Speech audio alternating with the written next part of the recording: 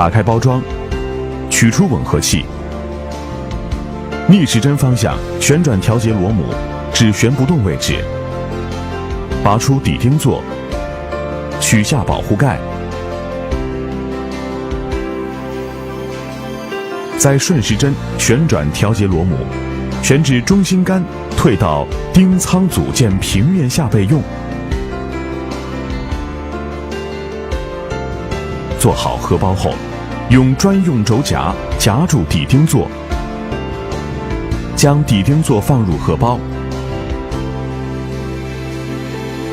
如荷包位置较深，可使用附件中的加长接柄插入底钉座，将底钉座放入荷包，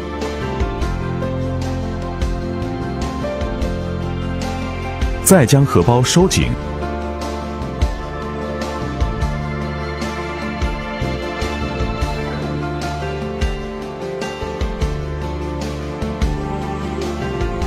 打好结后，取出接柄。为了演示吻合器的基本操作，用发泡管做端侧吻合，用夹轴钳把底钉座放入发泡管，收紧打结，把器械头部插入胃部。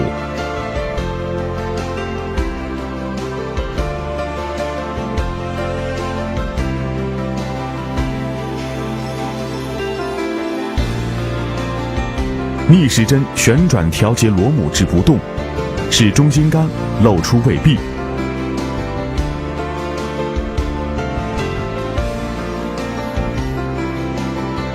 然后将底钉座与吻合器对接。对接时听到清晰的咔嚓声响，说明对接良好。然后沿顺时针方向旋转调节螺母，直到红色保险钮自动弹开，并发出清脆的噼啪声响。保险自动打开时，同时指示窗中的红色指示针刚进入绿色区域，保险自动打开具有本公司的独家专利技术。继续旋转调节螺母，使指示针进到绿色区的中间。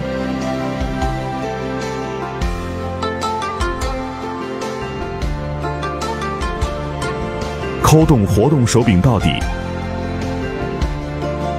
过20至30秒放开活动手柄。